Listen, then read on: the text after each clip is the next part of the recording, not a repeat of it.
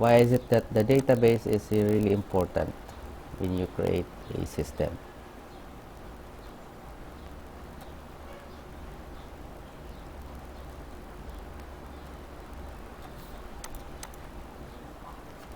Do you have idea in mind?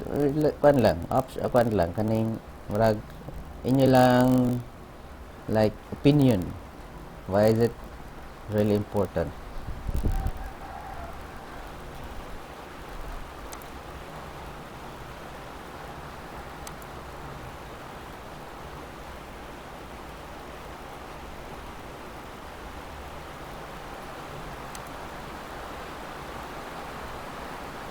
Okay, what my idea? What my idea ni?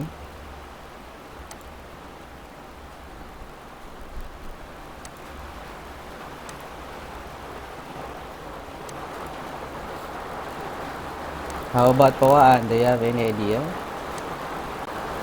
Sir, Do you have any idea?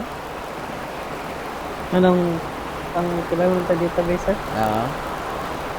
Kaya para ma-manage na to ang data, ganang entry niya sa mga Yes, information. that's Ato correct. ito makapansave ang password.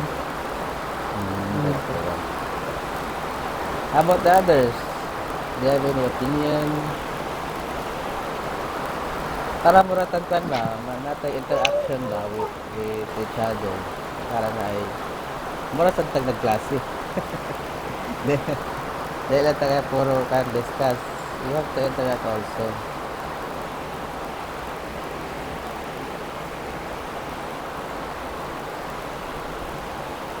Okay, so in that case, every system, every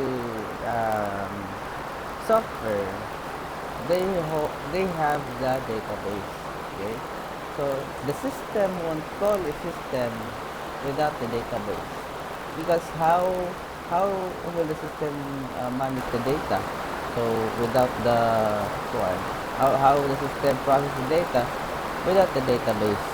So they need it needs the database so that all the information that we're going to process is stored in a each of system database para mamana siya kung mamana siya pinaka like core sa inyong program. If you are going to create a system like for example kanang mga management system, they have the databases so that all the information that will be processed is manipulate nila. Okay, that is really the very important thing when you create a system. It would have the database too. Okay, that is why I want to show you today how to create a database so that in the future you can use this one para to manage your database inside your system. Okay, so let's go back to our topic. So to create a database, one second. So we need to create a database so that we can use this Mysql connector. Okay, so to create a database we need we're going to use the CMD for this, and also don't forget to start your MySQL in your SAMP. Okay, so ngarta sa CMD, let's have the commands here. So open your CMD and then run as administrator. Okay, para ang mga permission will be granted directly when we are going to create a query sa backend. Okay, so run as administrator, and then before we do before we engage into the typing into the query or like the codes inside this CMD, you need to start the XAMPP, okay, your server. So I hope you are done with installing the XAMPP. So you need to start the MySQL here. Once it is started, and then it would be it will have the port, okay, here it should have the port 3306. So after that, since this is running na, status change, this is running. Now we can do the queries inside our CMD. Okay, so in this case we will use the MySQL inside our SAMP control panel. Okay, now to do that, we need to go to inside our XAMPP folder and ngadto ta sa MySQL. Okay, so ang ato location karon, wait ako i-zoom in.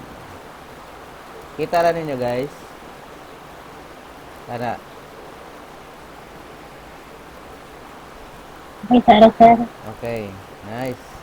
So, since nata sa System 32 nga folder, and also within the Windows nga folder, na siya diri sa ato C drive. Okay, C drive. Okay. As you can see, nata sa C drive, and then sa Windows, sa natong Windows, adara. And then nata sa System 32 because we run the CMD as administrator. That is why we are redirected to the System 32. Okay, System 32. Okay, here. So naata diri karon, okay, sa aning address. Okay, si Windows System 32. So naata diri. Now we are going to get out from these folders so that we can enter to XAMPP nga naata diri. Naa diri sa XAMPP kare.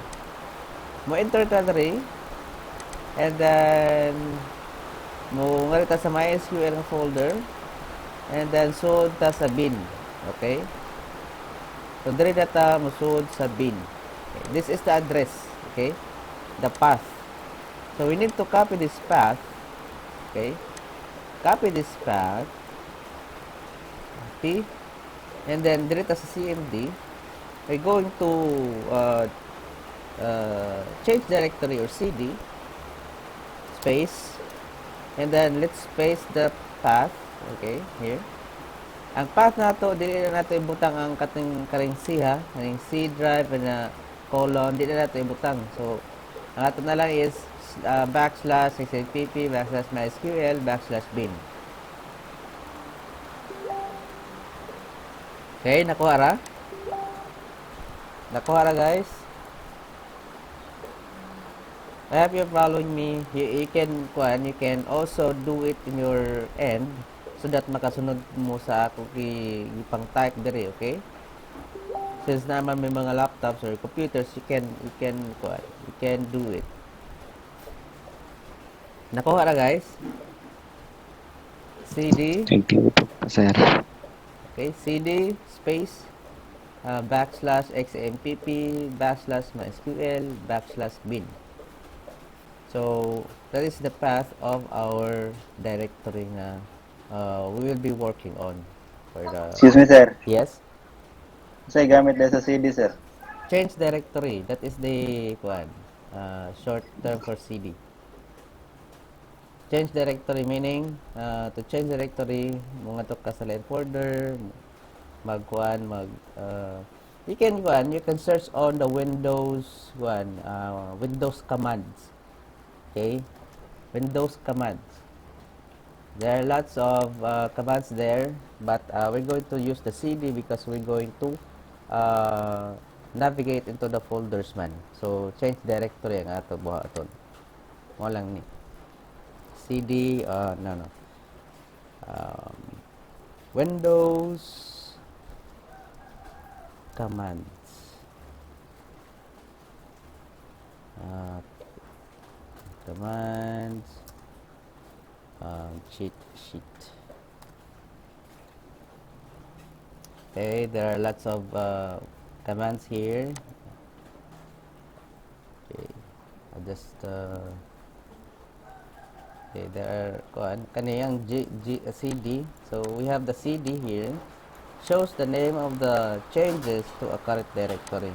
So that is what the cd is. Okay, you have to you can navigate the folders inside your environment, or inside your inside your desktop or C drive or D drive. You can navigate using cd. Okay, so you can use this as a reference, this website. So you can search on that one, or else I will just subtract this one para na ang reference sa command. Okay, so now we go back to our cd space xampp mysql bin. Okay, and then hit enter. Pag enter nimo, you will be directed to the xampp mysql and bin folder, which is naata diri karon. Okay, nata sa mga .dll files and exe files. Okay, so this is our workbench na. Okay, so since we're going to use our server, so the one that we have here in xampp is the Mariadb. Okay, that is what we call the Mariadb server. Okay, so the default if we're going to search on that Mariadb server, this server is very popular when creating a system. So Mariadb server. So there are documentations here. Okay, so wait a second.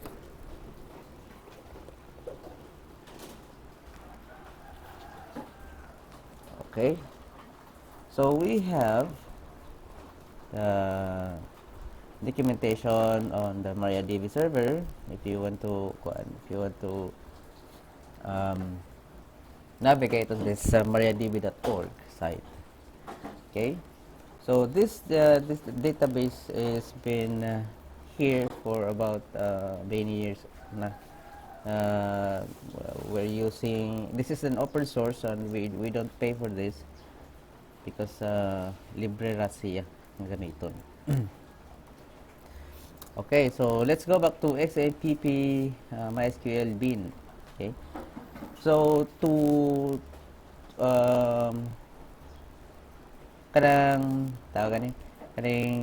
to use the MySQL or the Mariadb server, and we're going to create a database, so we need to enter the Mariadb server. So to do that, there is a default user that we're going to use. Okay, so ang atong type there is mysql space -u for the user, and then space root. So the root user is the default user of Mariadb server. Okay, this is the default user and it doesn't have the password. So kani ang ato gamiton so that we can manipulate or we can create a database inside our MySQL workbench. Okay, so mysql-u root, wala ninyo i-type, then enter. Okay, here if you're seeing this one, you are now inside the Mariadb server. Alright? Now you can do the queries, you can manipulate the database and the data inside the database. Okay? But first is we are going to uh, create a database for this one, for this uh, class. Okay?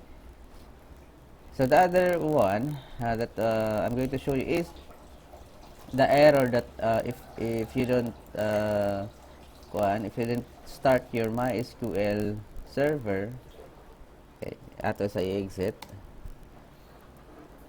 and then ako kung ato stop usa para makita na tong error kung mo enter na mo sa MySQL server nga wala pa mo ka-start sa sa MySQL.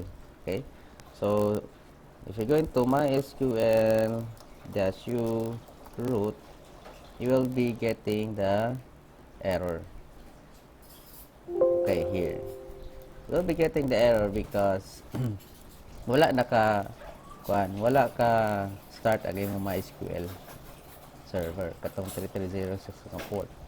So that is why I can connect to MySQL server on localhost the number 10061. So this is the error that you're going to see kung wala naka-start ang inyo MySQL sa SAMP ninyo. Okay, here. So dapat start sa ni before you go on to the MySQL workbench. Okay, ato usab.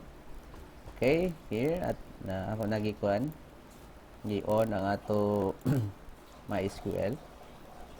Now, to show the databases inside my MySQL server, we need to query a string. Okay, so there's a query show databases. Okay, show databases, and then there is a instruction. Commands ends with semicolon or \G. Okay, I don't use \G, but I am going to use the semicolon for the end of the line. Okay, so show databases, then enter. Okay, you can see the databases that you have in your MySQL server. Okay, so in my end, I have lots of databases here. It's on my previous nga mga panghimo nga system. Okay, and then to create one of these, okay, we will create a BSIT1C for this class. So to make a query, you should do the query create database, and then the database name is like BSIT1C, then ends with semicolon. Okay, so enter. Alright, if you are seeing this one and you don't have any error, basta query okay, meaning successful na ang inyong query and it affected one row. So let's see if na-create ba dyan na ito ang ato database. So you need to show databases again. Okay, alright, here BSIT1C. Okay, now that we create our database, we created our database, we need to create a table inside our database. So every database has tables. Okay, so just like the Excel, it has a table na predefined na table na ay column, na ay rows. Ang ato ang ato MySQL is we need to define the columns, and the rows will be followed when there is data inside niya na insert or na suod. Okay, so to create a table, we need to create table nga command. Okay, so every database has the tables. Okay, excuse me. So we need to create a table. Create table, and I want to create a table users. Okay, create table, and then the space, and then the table name. It's either um, anything that you want, anything that this is that one. It's up to you if you are going to define any names there. You can use that one, or any preferred name for the tables. But in my end, I am going to create a table users because I want to store the data of the users of the system. Okay, so create table, and then also associated with the table, we need to define the column. Okay, so enclose it with parentheses, and then the name of the columns and their data types. Okay, so we have the MySQL MySQL kanang queries. You can not say cheat sheet, so you can use this one and practice on your end. Okay,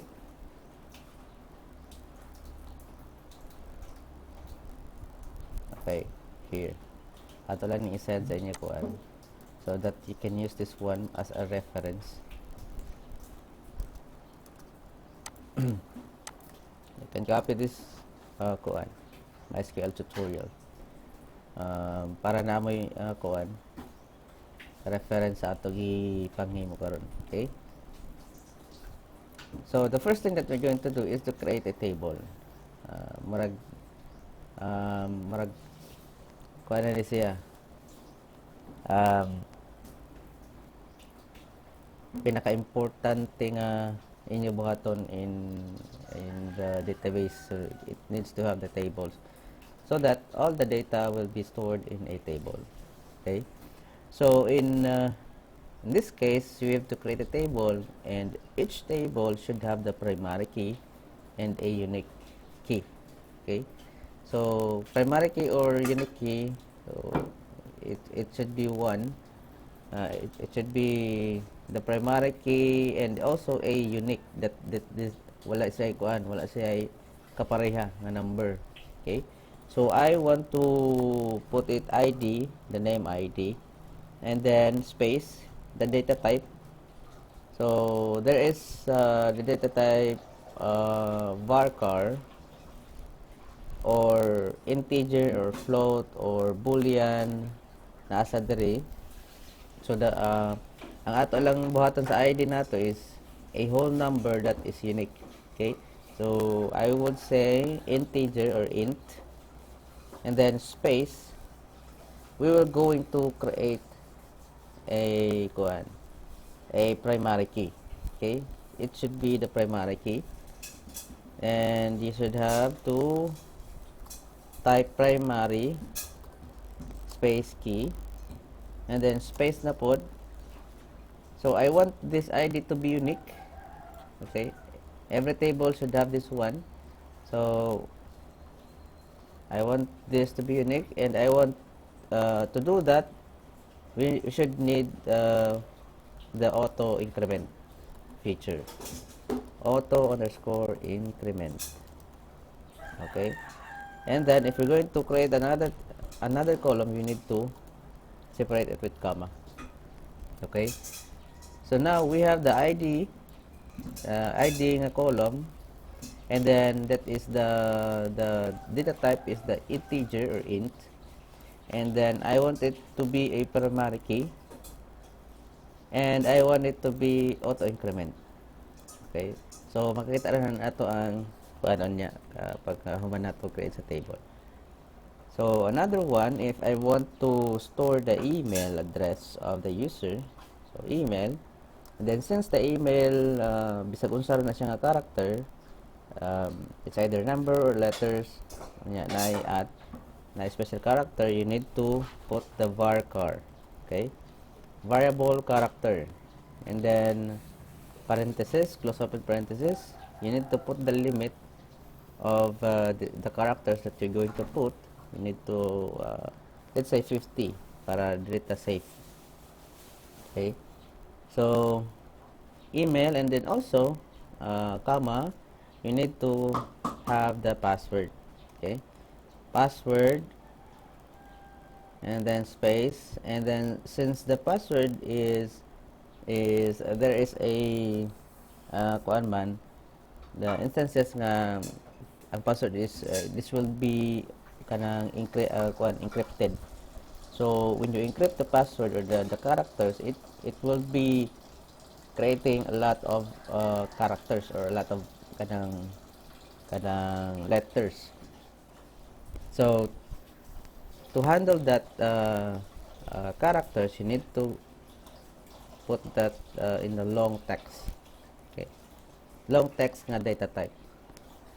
Long text can handle 500 to 800 characters na siguro. So you can navigate that one also for the documentation of the long text on MySQL. Okay, so we now have the ID, we have the email and the password. Another one, column, ito ni comma, we need the first name and the last name. Okay, so that magakuha ta sa unsay ngan sa user. Okay. So to do it, you have to put another column, let's say if name, and then I would say varchar because ako lang ibutang na varchar para kuan bisag unsa man ang ato ibutang first name or kuan any characters. So varchar, and then let's have another column, the last name. Also I want to put it varchar 50. Okay, so we have 1 2 3 4 5, so we have 5 columns. Okay, and then ends it with semicolon. So if you enter that one, okay, no database selected. Okay, wala pa tayo gi-select na database or pa tayo gi-use na database para pag-store sa ato table. So you need to select database muna. Okay, so wait a second.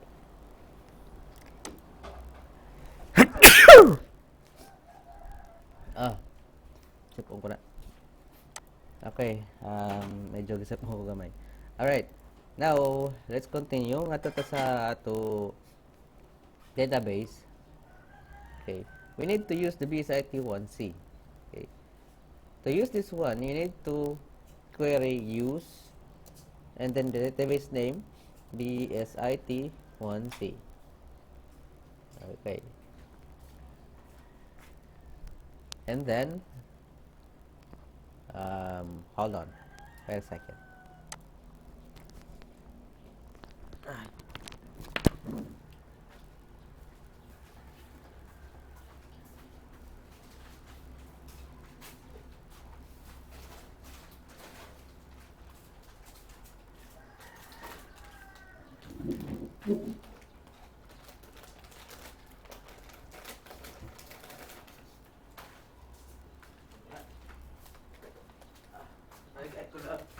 Hả?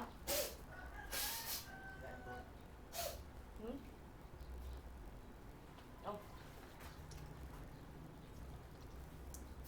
Ay, cellphone mo ko. Alright, let's go back to our topic. Gisip po yung madali.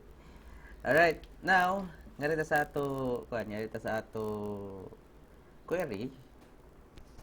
Alright, so Mariadb use the BSIT1C so that we can create a table on that database. So enter. Okay, database change. As you can see, Mariadb na nabutang na ang diri ang kuan ang ato database. So now we can use the database for creating our tables. Ato lang na i-copy. Ato game mo ganina. Right click. and then paste. Right click, yeah. Alright, so enter this one. Okay, here query okay. Query okay meaning it is successfully being done with the process. So let's see kung naaba jud ang ato kuan.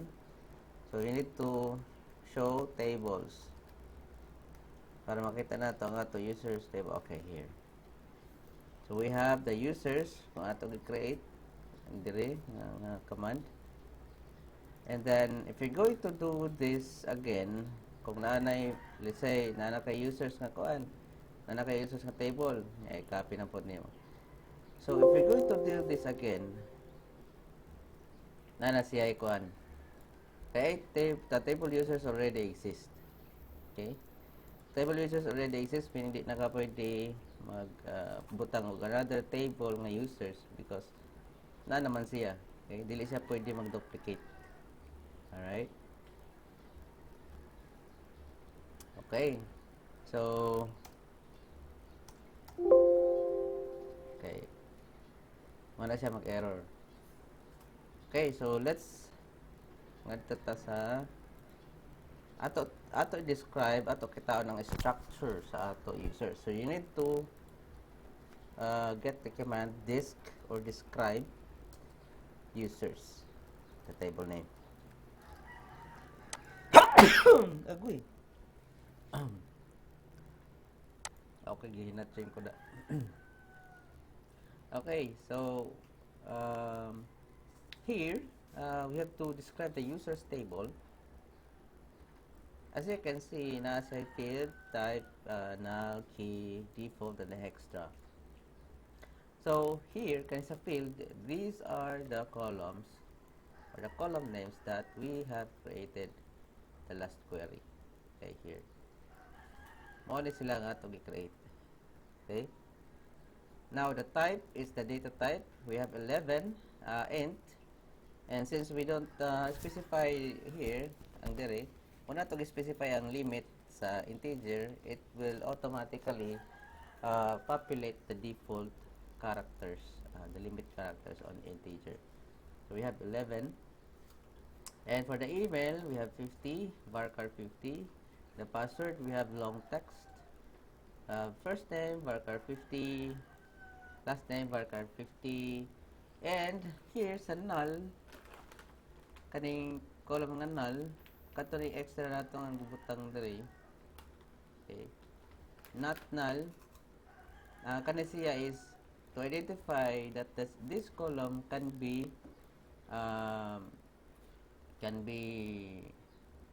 for example, you can insert empty string or empty values here.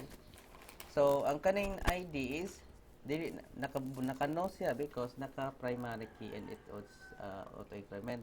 So this will automatically put a no because of this primary key. Okay? Because if you're going to insert some data, it will be auto-populated the primary key o katong auto-increment na value. Okay, so diri na ay yes aning email password because we allowed the characters to be empty here. Okay? That is why naka-yes ang null diri. Okay. Nakasunod ba guys? Nakasunod na mo? Yes, sir. Okay, I hope you're following Yes. me. Okay. So that makaabot na ta sa katong kuan. But if di pa ta and then we'll just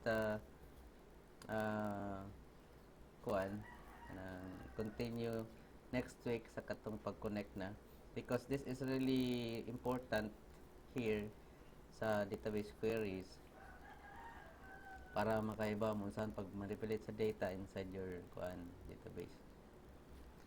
Okay, so now that we have the columns, we are going to insert some data or sample data. Okay, to insert some data, you need this query insert into, okay, insert into, and then the table name that we're going to use is the users, and then specify the column that you're going to put a values. So you need to put it in a parenthesis and then specify the columns inside. So I want to insert some data in a in a column name email, and also I want to insert some data in the password, comma, and then f name, and then l name.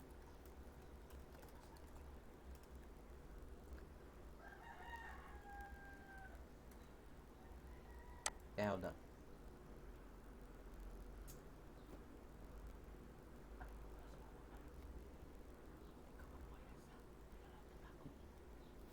Okay, so let's continue. All right. This kaning columns here is the columns that is what we call the packet. Okay, the packets, or kung unsay ato ipamutang diri nga values para mabutangan nato og values diri. So another parameter is you need to uh, put the query values, clause, the values, and then specify the string or the characters that you're going to put inside this. Kung unsay nakabutang for example email, mura siya function ba users, and then the parameters email, password, first name, l name, and then here sa values you need to put the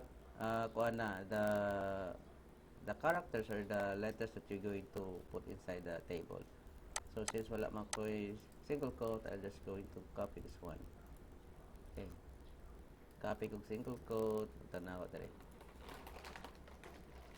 Okay, kung unsay nakabutang na ni, we have the 1, 2, 3, 4. So we have 4 parameters. Also we have to do the 4 parameters here and close it with single quote. So now that we have let's say the first parameter is the email, so I will put email here, so I'm just going to jc@gmail.com. okay, this is just a sample data that you're going to enter, going to put inside our table. So the second parameter is the password. You see, the second parameter is the password, so I'll just put the password like password yung word, and then for if name I will say my name and then my last name. Okay, so we have the values, we have the values that we're going to put. So jc@gmail.com, password, first name and the last name. So I ends it with semicolon, and let's enter. Okay, here. So it's query okay, meaning there is the data inserted on this table users na. So to view the values inside our users table, we need to query also. So to do that is to you have to select, and then all asterisk, meaning all columns that we're going to get from the users table. Okay, select all from users. This is to view the data inside your database, inside your table. Okay, specific table. So enter this one. Okay, here. So we have the data inserted on ID na naka-auto increment siya, meaning auto populate niya siya ang number dire That is why wala na nato gi-appeal diri sa atong parameters. Okay? So email dara jc@gmail.com, password, we have the password word. If name, we have my name, and the L name we have kanang last name. Okay, so do you have any question?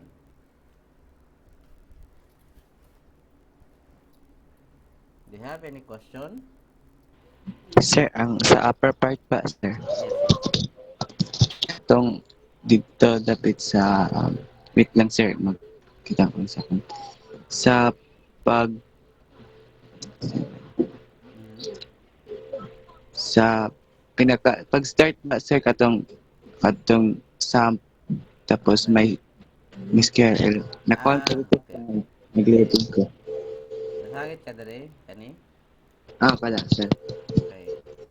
Asa may nasa kuan, mas may imo question na rin. So, wala ka kasod? Okay na sir, wala ko pa rin nakakuha, nakasunod. Mm, Good. okay. Ari na sir. Kay kanina sir, ang pag-enter ko nag-error. Okay. Wa ko ngay anak ko wa ko na open katong sum na Sa may MySQL. QL. Alright. Karon okay na? Tapos karon nag-open ako. Okay sir. Okay, okay. So, how about the others? Okay. You can interrupt me with kuan ha, with my kuan, with my discussion. You can interrupt me because para makasunod mo. Okay? Do you have any question? Any other question? I say, Sir, yes? sir. Sir, maghatag ka na for reference ni Ana, sir, kay cellphone naman ako gigamit ko niya. Nag-screenshot lang ko ba kay madatong ko diri sa balay, wala ko magamit ako laptop. Okay, I'll just copy this codes inside my CMD, and then I will just send this to our group chat. Okay? Okay, sir, Para na thank may you. reference. Okay, so since we inserted some data inside our database, inside our table, with the BSIT1C database, so we now have the capability to get this data inside our Python code. Okay, excuse me. Now that we have this one, so usa pa lang ka table no ato gikuan. So in the actual nga mga kuan, um, mga system, um, you will be facing, or example, uh, in the kuan ka na yung marag naagid mo sa work na magkuan mo og mga system, you will be facing lots of data, and also you will be facing lots of tables. Okay. So, ang ato gihimo lang karon is the first table. Single table pa lang ni.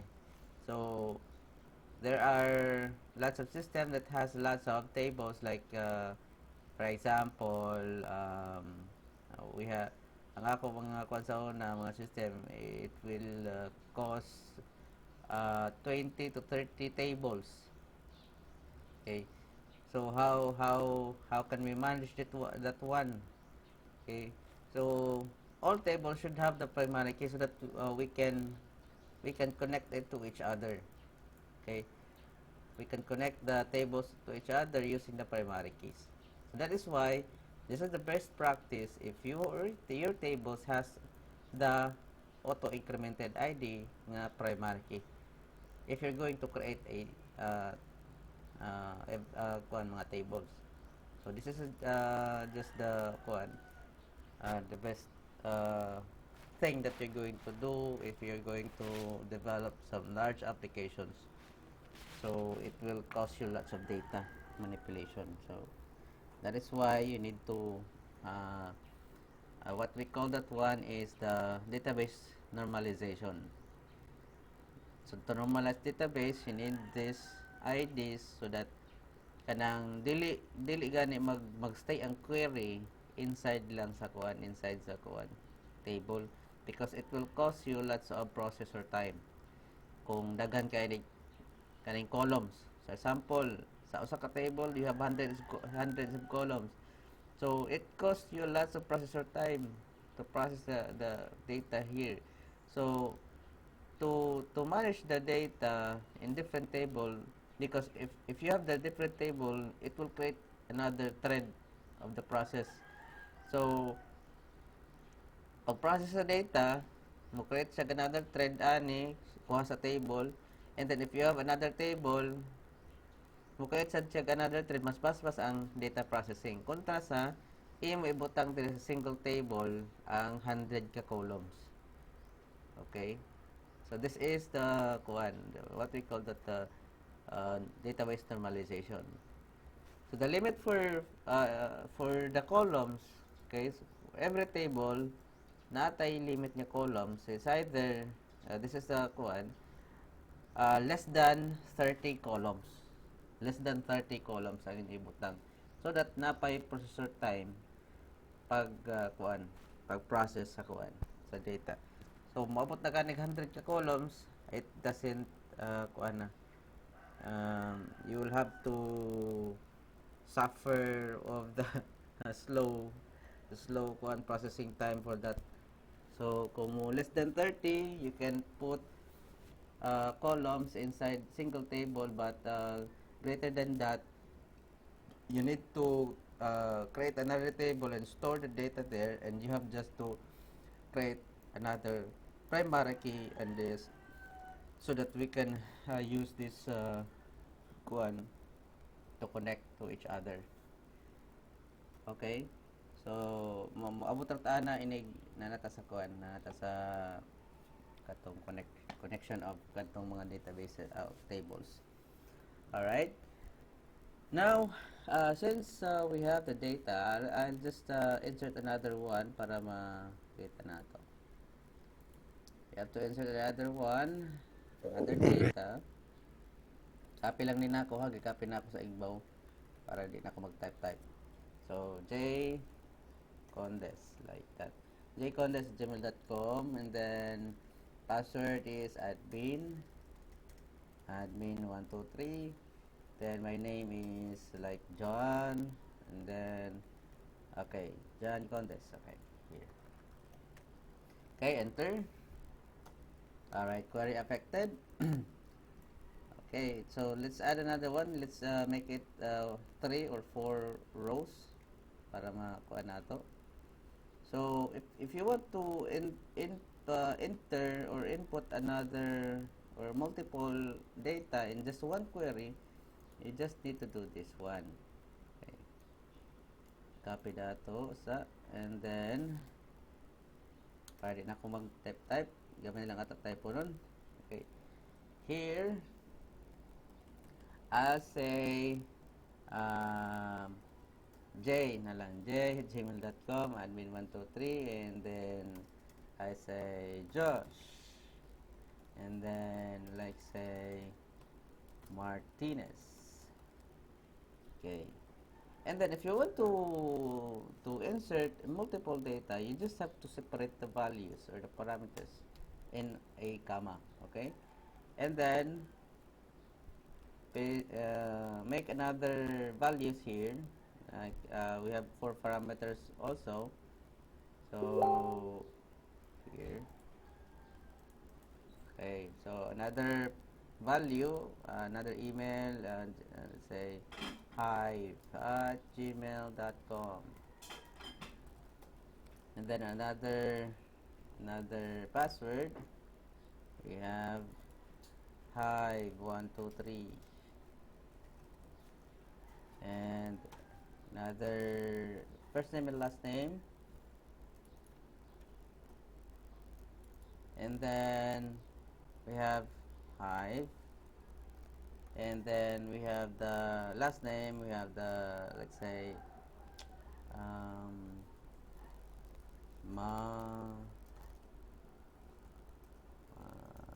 Gallianes. Okay, all right, so we will be inserting 2 data or 2 rows. Okay, we're separated with this comma. Can you see here? Okay, so enter. Enter na to. Alright, so we have query okay. 2 rows affected. Meaning, 2 ka rows ang ato na insert. Okay? So, since we already have 1 and then 2, so 4 na ka-record ang nasa ato users karon. 4 na ka-record ang nasa ato users. So, select or to see the value, select all from users. Okay, here. So, as you can see, nag-auto-increment ang ato ID. Okay, that is the use of auto-increment feature. Okay, so now we have 4 rows. So, we have the first, second, and the one, the third, and the fourth. So, we have now the data inside our database, or inside our users. Okay. So, it's 343. Okay. I'll just copy this one. These queries. Okay. Next week, we will be having a kung saan pag-connect sa ato database. Okay, we have the time man niya So, next week, we will be connecting this database here, database nato nga BSIT1C to our Python code. Okay? Just copy this one, Control A, copy, and then paste.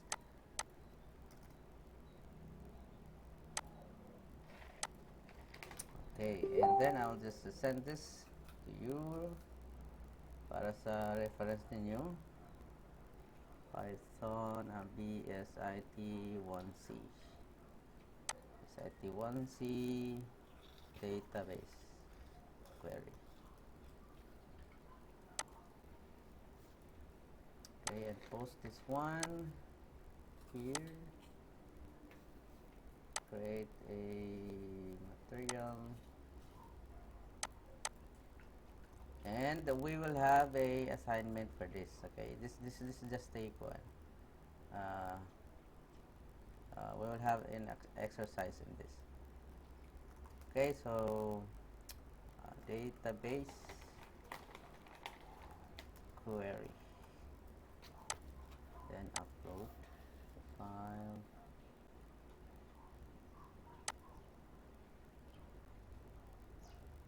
Database BSIT1C, asa na to? 1C database query.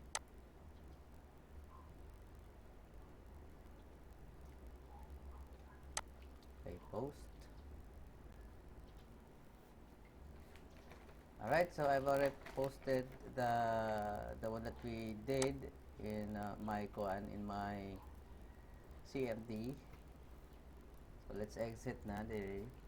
Next week, we will have our topic on how to connect your database to your MySQL, to your Python code.